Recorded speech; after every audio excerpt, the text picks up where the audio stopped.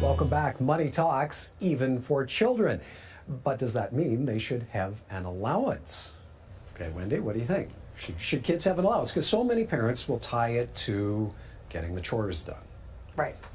And they tie it to a lot of different things. There's a lot of positives, I think, to getting an allowance, and it's really family dependent. Our family didn't do an allowance because we kind of set it up that the expectation was that we all support the household, from young kids up to the teenagers, and not everyone's wonderful at it. We tried paying for those things. It did not help. When you say you didn't have an allowance, was it you didn't give an allowance in lieu of chores? No. Or you just period? We didn't give an allowance. Period? No.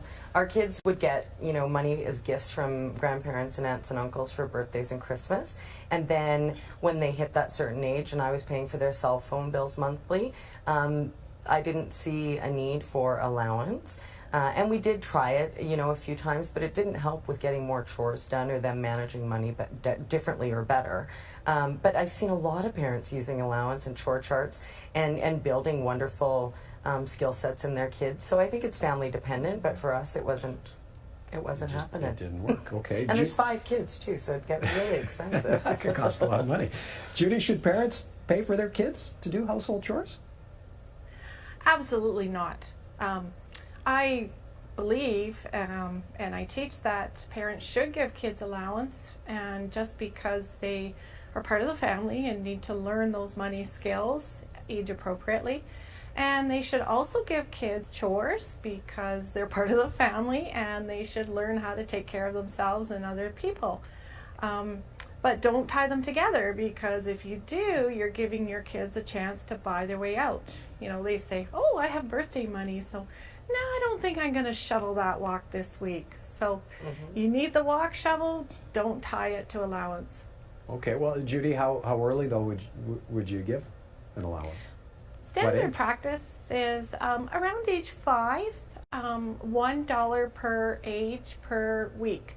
And that's enough money to give them some leeway in buying not just junky store stuff, but the ability to save for things they want, and the ability to make mistakes. The more mistakes they make at this age, they're not going to be making financial mistakes when they're away at university.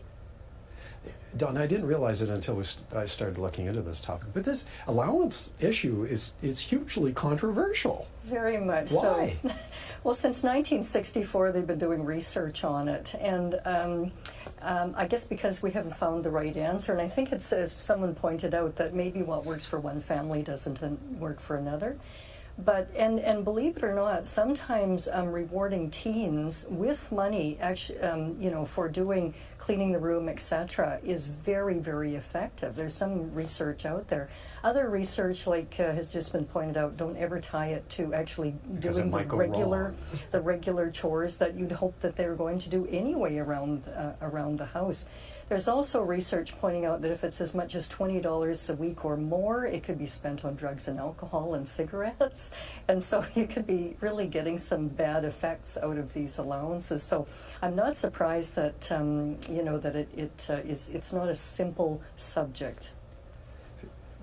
Do kids need to have money on their own in order to understand money management? Yes. Yeah, I think so. They need to make those mistakes, to Judy's point. And I think if your child is getting an allowance or they have birthday money and they spend it frivolously, but they want to buy and have something, the next week, do not support that. Give them the opportunity to learn how to save it. And then they're going to appreciate it a lot more if they've spent the time and the energy of saving up for it and buying it themselves. Okay, let's get to one more topic for tonight. Life is busy and it can be difficult to prioritize your relationship with your partner. So do you do date night? Many parents swear by it. A pre-scheduled break with your significant other to reconnect and relax. Why should we schedule a regular date night, Donna? Well, after the kids have left home, you've got this spouse that you sometimes have spent so little time with, you don't even know each other anymore. And I think we all know how frustrations can kind of build up over time. And if you don't regularly, once a week, or maybe even more often, if you're lucky, the grandparents live close by or something, have some relaxed time together. In other words, go out for supper, away from the kids, where you're supposed to just relax. Don't talk about tough things and bothersome things and work out big issues. And certainly also don't even think that this is a time to spend it in the bedroom. Get out of the house. That is what the research clearly shows, where you need to get away and do something fun together. And that is not in the bedroom. Usually women have spent too much time in the house looking after children and everything. They're tired, they want to get out, they want to be romanced, and they want a meal that they haven't cooked. Regular part of your routine, Wendy? It was, for sure, especially when the kids are younger and you are all consumed, where you end up being kind of ships passing in the night sometimes, especially with multiple kids.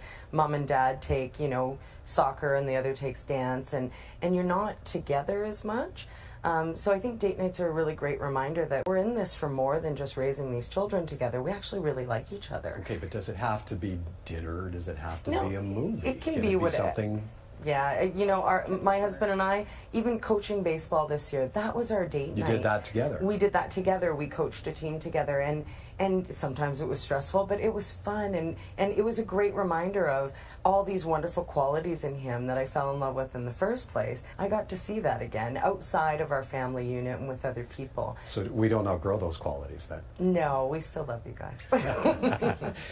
Judy, we all pledge to do date night more often, and I can speak from that and don't always live up to it, but how do we really commit to it and make it a priority? Well, the easiest way to commit to it is book a standing sitter once a week. Every relationship needs that ritual connection, and just like a lot of places of worship seek their people once a week, you should go out once a week. And to do that, you can join a babysitting co-op. Yes, hire someone who comes every time. Yes, I know it's expensive, but so is divorce. And then that way you're kind of forced to go out. My husband and I have been doing date night for 23 years through 5 kids. How do you keep from getting into a rut then if you've been doing it that long? Well, what we do is we take turns planning, so it's a surprise, and he plans one week, I plan the next. We don't tell each other, and it's kind of a challenge to come up with little things that are not expensive, not always dinner and a movie. There's a lot of inexpensive picnics, walks, hikes that you can do and just talk and listen to each other. Excellent advice. As always, thank you ever so kindly, ladies. Dr. Donna Wilson, University of Alberta nursing professor and researcher. Wendy Mueller, publisher of several parenting magazines, including Edmonton's Child. And Judy Arnall, certified parent educator with Professional Parenting Canada.